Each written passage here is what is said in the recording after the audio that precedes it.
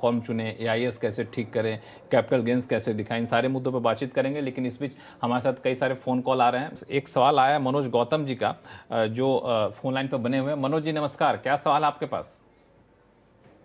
अरे सर, मेरा ये है कि मैं सैलरीड पर्सन हूँ। ठीक है। और स्टॉक मार्केट में कुछ स्टॉक्स हैं और क्या कहते हैं, म्यूचुअल फंड है। डिविडेंड आया हुआ है जो है, तो उस पर टैक्स जो देना है, तो उसके लिए जो है ITR 1 भरना पड़ेगा या ITR 2 भरना पड़ेगा?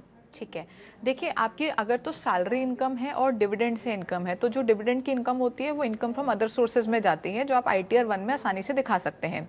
लेकिन आप स्टॉक्स में भी इन्वेस्ट करते हैं, तो इसमें दो चीज़ें हो सकती हैं। एक तो ये है कि आप लॉन्ग टर्म के लिए इन्वेस्ट कर रहे हैं, स्टॉक खरीद के रख रहे हैं, बेच नहीं रहे हैं, तो आपको कोई कैपिटल गेन नहीं होगा। उस केस में आप ITR 1 ही भरेंगे। लेकिन अगर आप बार बार खरीद बेच कर रहे हैं और आपको कैपिटल गेन हुआ है या बिजनेस इनकम हुई है, F&O से हुआ है, इंट्राडे से हुआ है, तो आपको अगर कैपिटल गेन हुआ है तो ITR 2 भरनी होगी। और बिजनेस इनकम है यानी F&O, इंट्राडे या वॉल्यूम ज़्यादा है, फ्रीक्वेंसी ज़्यादा है, तो नॉर्मल बिजनेस इनकम दिखानी होगी आपको ITR 3 में।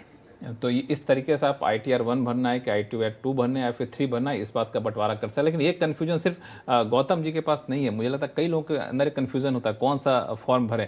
तो अगर आप एक बार बता सकें संक्षिप्त में कि किन लोगों के लिए कौन सा फॉर्म ज़्यादा उपयोगी, कौन सा फॉर्म भरें वो। ठीक है, देखिए सबसे पहले तो आता है कितने आपका, फॉर्म होते हैं वैसे? देखिए वैसे 7 फॉर्म्स होते हैं, मैं आपको फर्स्ट 6 बताती हूँ जो आपके लिए रेलेवेंट हो सकते हैं।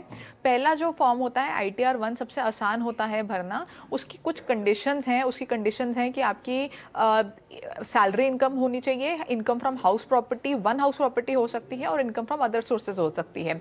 अगर आपकी कैपिटल गेन या बिजनेस इनकम है तो आप ITR 1 नहीं भर सकते। साथ ही आप किसी कंपनी में डायरेक्टर हैं या अनलिस्टेड शेयर होल्डिंग रखते हैं तो भी आप ITR 1 नहीं भर सकते।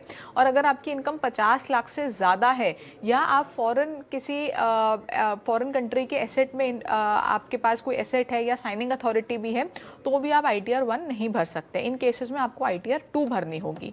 ITR 2 तब है जब आप ITR 1 में फॉल नहीं करते या आपकी कैपिटल गेन की इनकम है, तो ITR 2 आप भरेंगे।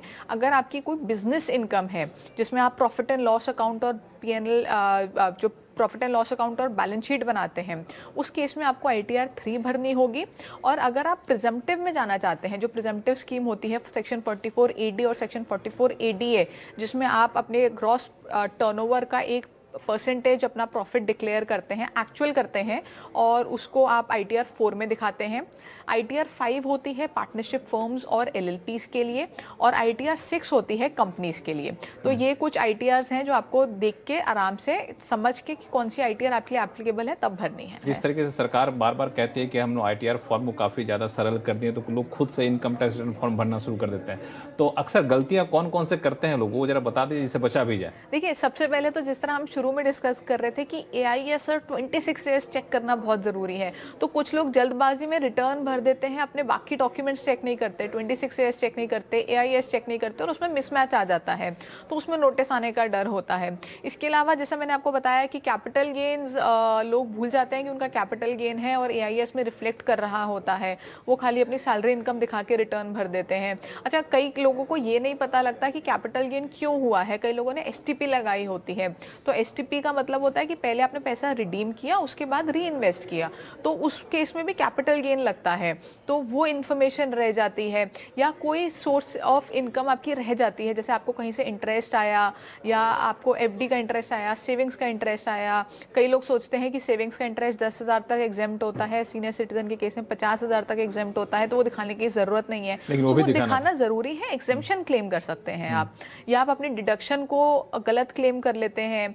तो ये कुछ गलतियां हैं जो आमतौर पे लोग करते हैं।